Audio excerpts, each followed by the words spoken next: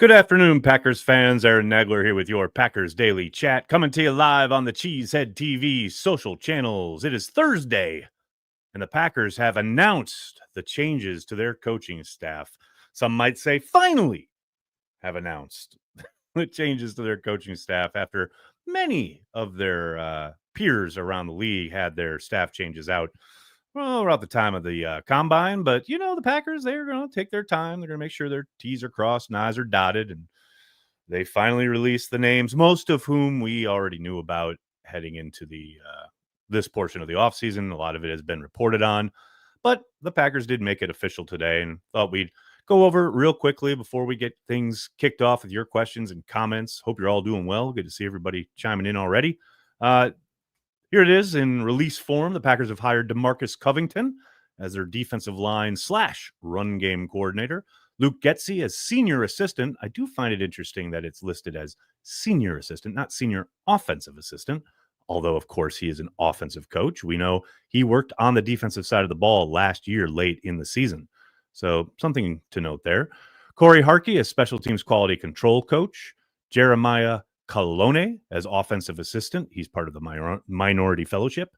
Jeff Koons as defensive assistant, and Jamal Lett as defensive quality control coach. And as I know Tom Silverstein first reported, they have promoted Sean Duggan to linebackers coach, and Sean Mannion will be the quarterbacks coach. Big shoes to fill for the retired Tom Clements. And they have moved Connor Lewis to pass game specialist / game management.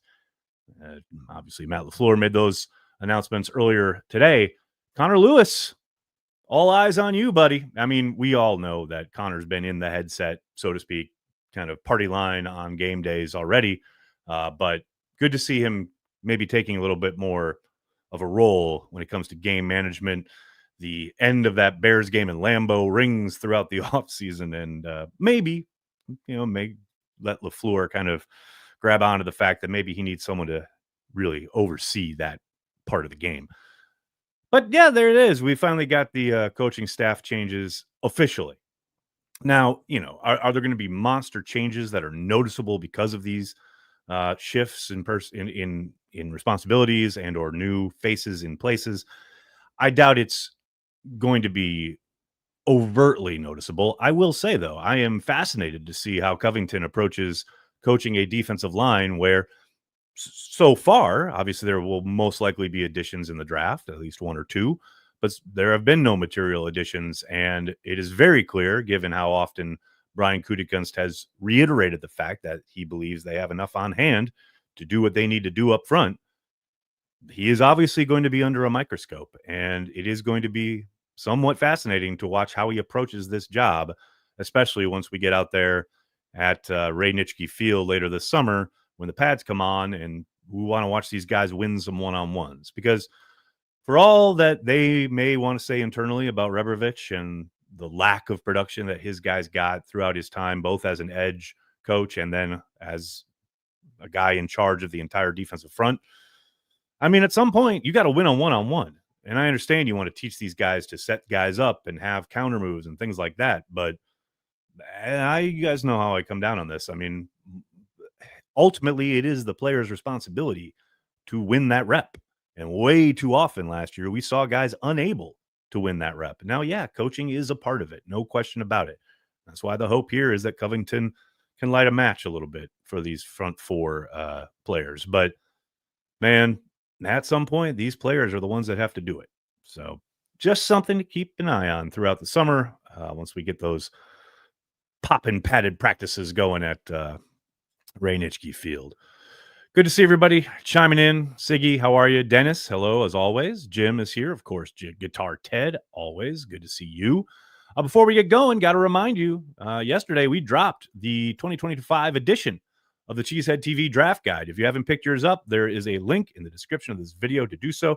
And here is some fine work from Tyler Herrick to entice you to do just that. Who are the Green Bay Packers going to draft? Find out from the original draft guide by fans for fans. Available from Cheesehead TV for the 15th season in a row. Hundreds of prospects analyzed with an eye towards their fit with the Green Bay Packers. We've got mock drafts, big boards, featured articles, tons of content for you, the Green Bay Packers fan. Get yours today.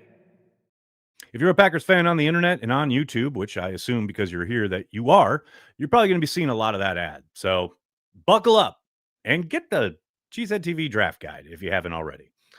What's going on, folks? How we doing? We got people chiming in with super chats already. What's going on, Joe? Can Mannion knock some of the Favre out of love? I don't know how much you want to knock out. I understand the turnovers are, undesirable, right? But we talked about this a lot last year. I don't mind it. Yes, he absolutely needs to learn a bit, lean into a bit more of, impulse away from, I should say, impulse control there. As far as if there's a guy in your face, it's better just to eat it than to heave it. But overall, there are still plays to be made downfield that don't get made unless Jordan Love has a little bit of that Favre in him. It's a fine line to walk. And yes, I think Mannion will most likely be, harping on the need to take care of the football. But you never want to neuter a young talent. And that is exactly what Love is. And I do think it is a tricky proposition. I don't think it's as simple as knocking, the playmaking aspect of his game out of him. You want to embrace that part, but have him just be a little bit more judicious when he takes the chances that he takes. Jocelyn, how are you? For the Watson MVS role, what about their absence hurts the offense? Speed kills and that's it? Doesn't seem to be one-for-one replacement in the draft. Curious how Matt LaFleur adjusts since he knows 9 is out. Jocelyn, that is something that Justice Mosqueda and I talked quite a bit about in the lead up to free agency and or the opening of the new league year so that teams could trade because of, obviously Justice was a big fan of the idea of getting DK Metcalf. But we talked a lot about this as far as, yeah, you're right. This draft does not present a lot of opportunities to replace that skill set. And there's no doubt that it's not as simple as need a guy to run a 9 route. And you don't have to look much further than that being the case, than Bo Melton being involved quite a bit more after Watson got hurt. And I know that's the obvious place that people point to when, you need speed. Well, here's a guy with a fast 40. Just put him in there. It's nowhere near the same because of all the things he doesn't do that Watson can do. And that's not to denigrate anything that Melton brings to the table. It's just a very different type of player. The way they both eat up cushion. When I say they both, sorry, I mean MVS and Watson, because there is that type, right? You heard a lot when Watson was drafted about how, you probably did, about how similar he was to MVS as far as his stride, right? And his ability to destroy cushion. And if there's a guy playing 2-3 yards off the line of scrimmage, those guys ate that up real quickly. And it doesn't take them many steps to do it, right? And then that changes how a defensive back has to even the line pre-snap, but then play you off the ball, and safeties or defensive coordinators calling for safety help in certain situations, etc.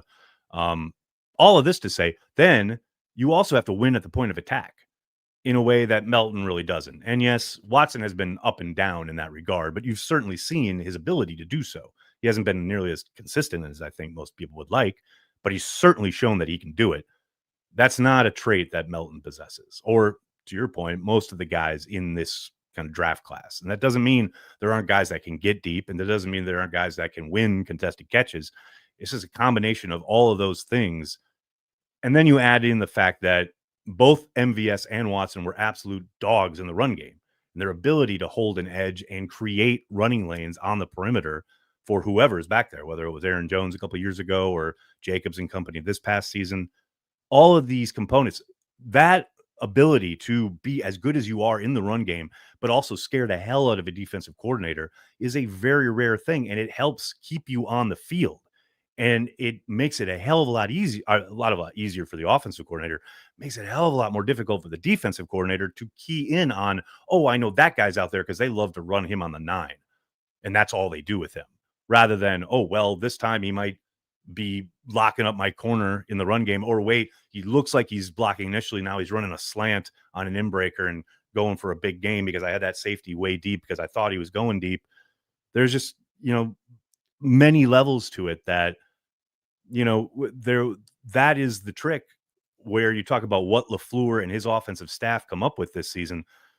I think you're going to see most likely the backs and tight ends get a lot more involved in the passing game, simply because you have to kind of turn to guys where you can take advantage of defenses and hopefully some mismatches.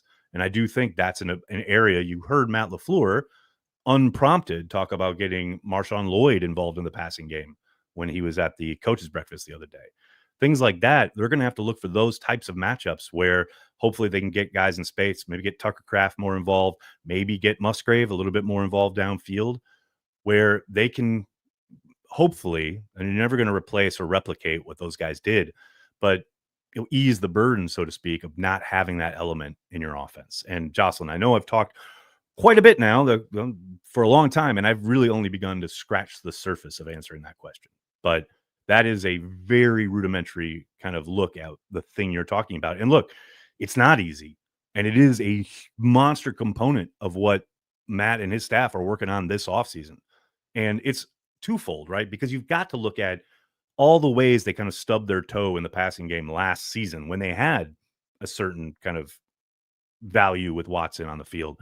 But then you've got to not only consider how do we move forward and build off things that worked and all the stuff that we know we can still utilize, but now you also have to do so with also knowing that you do not have that component in your offense whatsoever and probably won't for the entirety of 2025. And I know LaFleur and Brian are talking about, oh, Watson could still, contribute in a big way sometime this season, and maybe he does, but you cannot count on that in any way, shape, or form. Even if he is back by week 12, we have seen it time and time again, guys coming back from an ACL injury. It's great to get him out there, and you definitely hope he can be productive, but it's usually at least a year past them getting back on the field that they are back to 100%.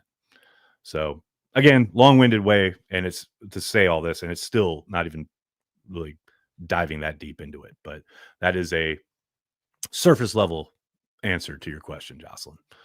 Brandy, how are you? Thanks for the super chat. Finally, the run game coordinator has to plan all these runs. Thinks James Campen was bored under McCarthy in the run game. I know it's kind of flipped on its head, right? The run game coordinator is a little bit more involved than any passing game coordinator in Green Bay. Hey, that's old school. I love it. I mean, I'm somewhat joking, but the key to this whole thing is marrying the two and getting the passing game working because you have a successful running game, which is something they just did not do last year. Greg, how are you, man? Thanks for the super chat. How much input do you think Hafley had on the D side of the coaching staff? Are any of these guys his guys? Well, Duggan is the linebackers coach. He was with Hafley back at BC. Other than that, I'm not quite sure that there's any kind of crossing of paths, although there might be. It is Matt LaFleur's staff, and any final say on who is or isn't hired is on Matt. But I got to believe that, yes, Hafley is undoubtedly involved, certainly in the search process and the interview process. But the ultimate decision to pull a trigger on a hire is Matt's. It is his staff. But like I said, Hafley undoubtedly has input. Jason, how are you, man?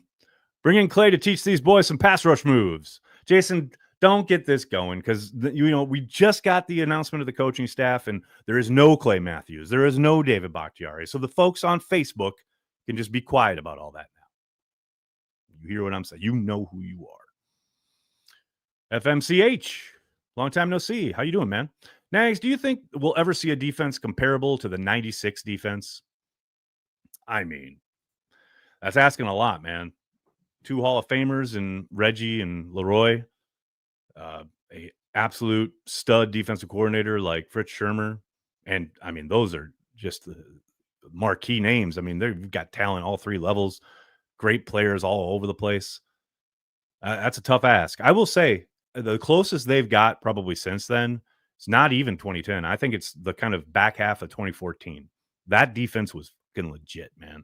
That's as close as I think we've seen. And of course, 3-4 versus 4-3, different style, etc. But that was a championship defense, a championship level defense.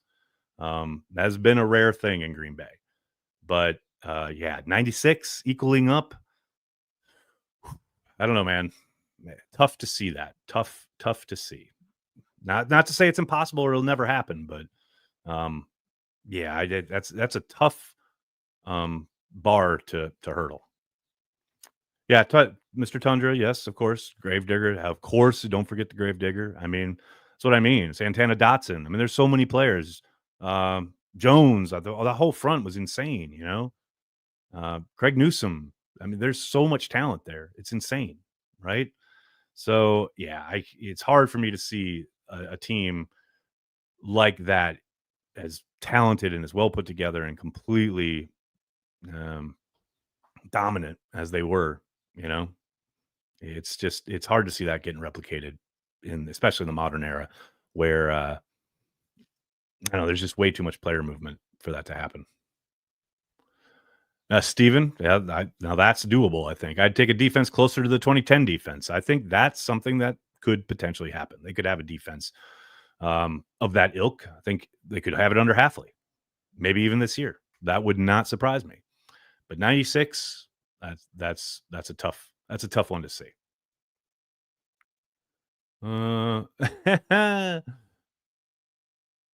Complicated fellow, that's a fun idea. When is draft definition day, where you inform the masses what a term means, described by announcers? Draft picks, heavy hands, heavy anchor, stiff. That's a fun idea. I think I'll find a draft, Nick, and we'll go through it. That's a good time. That's a good idea for a video. So I'll hopefully get that to you next week. That's because you do hear that, especially once the draft starts, and by the time they get to like the third round, you've heard all of those phrases a billion times, and they do kind of run all together, no doubt. Dale Norton, good afternoon. I just wanted to highlight Dale because Dale, in years past, it's always been good afternoon or good evening from a certain location. As of late, you haven't been offering that up. I understand you're probably in like a very sensitive area with a CIA mission or something, but good afternoon from New York City. I hope you're well. I hope you're doing okay. Mastodon, exactly. Wayne Simmons took souls. Precisely. Jim, the draft cliche complex. Yes, it is a lot of that. And I mean, at some point you are talking about what you see on the tape, and it does become somewhat shorthand, right? For certain aspects and traits of that prospects have. And that's very real.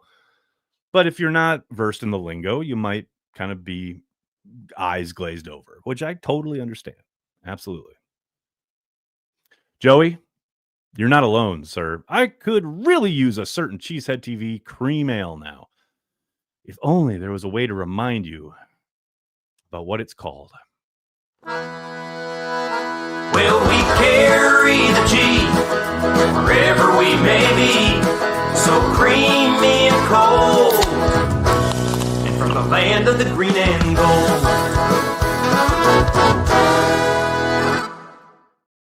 You know what? Speaking of Carry the G, you'll be able to get some Wednesday night before the draft at Stage 1 downtown in Green Bay. Wednesday, April 23rd from 8 to 11 p.m. Carry the G specials will be on offer. We'll have Cheesehead TV giveaways, some special Packers guests stopping by through the night. Come on out, hang out with myself. Corey will be in and out of the proceedings. He's got a lot going on. You want to talk about a man who is busy during the week of the draft. Corey Banky, ladies and gentlemen. But come on out, Stage 1, downtown Green Bay, Wednesday night before the draft. Most importantly, you can get some Carry the G, which I got to be honest, that is probably what I am most looking forward to going back to Wisconsin, is getting myself some Carry the G, because I cannot get it out here in New York, which is a travesty. Craig, where are we on the pet dog situation? Craig, did you not see the video that Olive put up where she said she didn't want a dog anymore? She wanted a guinea pig or a rabbit. And I'm going to tell you right now, that ain't never going to happen. So, but I did just get her a computer, so she's going to be all right. Here we go. Brandon, I'm glad you brought this up. Ja working out with X the other day. More than a 0% chance Ja's back? Well, yes, there has always been more than a 0% chance. It's sitting at 0.47382% as we speak. Now, maybe we get that bumped up to a full 1% chance with another workout video. But that's where we're hanging right now. That's where it's dangling. Abdul, how are you, man? Haven't seen you in a while. How you doing? Hey, Aaron, were we good? The season feels like a distant memory. I remember us being good, but was reminded we were 0-6 against winning teams. Well, the winning teams thing is disappointing, no question about it. And it is frustrating when you can't beat the teams in your own division. And they were close to being 0-6 against the division, other than a miracle block kick against the Bears there at the end down in Chicago. But yeah, they were good. They were a good team. They definitely lost the plot there at the end. Certainly losing your last 3 games is going to stick with you for the offseason, right? But yes, they were a good team. They won 11 football games. And I understand, especially in the big marquee national spotlight contests against better competition, they came up short. No doubt about it. A lot of that was them beating themselves. Go back and watch those games. I know it takes a certain level of masochism to do that, but go back and watch that Minnesota game where they fall behind 28-0. And much of that is because of errors they make. And look at the game in Detroit, that Thursday nighter, all the buildup, and they promptly have a sack on the first play of the game where your best offensive lineman gets beat in Zach Tom. And then 2 drives later, Christian Watson puts the ball on the ground. Look at the game in Minnesota, right? Very first drive, your best player on offense. Jacobs puts the ball on the carpet. You can't win that way. But you're beating yourself. Teams are too good for you to beat them while also beating yourself. Yes, they were good. They were inconsistent, but they were good. She said, Joey, how are you, man? Packers Hard Knocks this year? I'll tell you what, now that the NFL has adjusted the requirements and or rules around who they can compel to participate, they are 100% in the mix for Hard Knocks. And I know Matt LaFleur has on the record stated he has no desire to be involved with Hard Knocks, but the league can now tell them you're doing it. And you got to think the league would love to have those cameras in Green Bay. Now, perhaps because the draft is in Green Bay and they have handed them this big bouquet the league has to Green Bay, maybe the league turns around and says, now we did you this, we got you this, you're going to do this for us, and you're going to host Hard Knocks.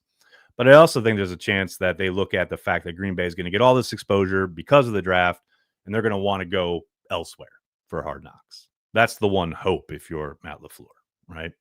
But don't get it twisted.